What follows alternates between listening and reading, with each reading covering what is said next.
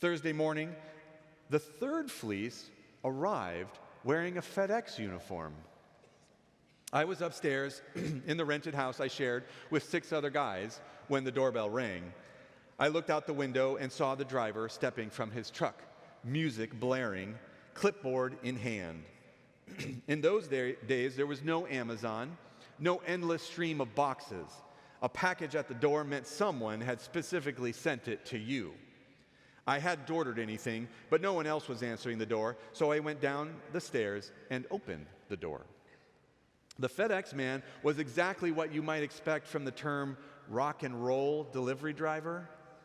Faded jeans, a sunburned neck, and a mullet that gleamed in the afternoon sun. As I signed the delivery slip, he glanced over my shoulder toward the cluttered living room and asked casually, "So, all you guys studying to be doctors and rock stars, huh?" I gave a polite laugh. "Sometimes," I said, "I think it'd be better to be a rock star."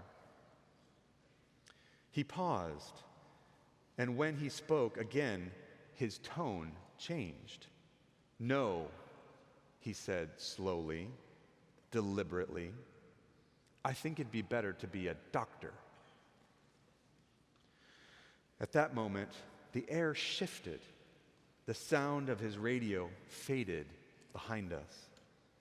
For a moment, we just looked at each other. His eyes bright with something that didn't belong to the moment. Mine were confused and searching. Then, with a smirk, he handed me the box, climbed back in his truck, and drove away.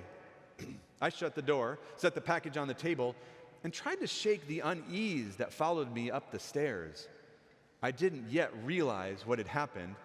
It was just an odd encounter, a curious remark from a stranger. But for me, something happened. That afternoon, biking to class, the memory of his words returned with sudden force. I can tell you exactly where I was on that road when it struck me, because my spine tingled as though electricity had passed through me. That was no ordinary messenger. The man had delivered more than a package. He had delivered an answer. And before I could argue with myself about angels and coincidences, a quiet certainty settled in. God had spoken to me.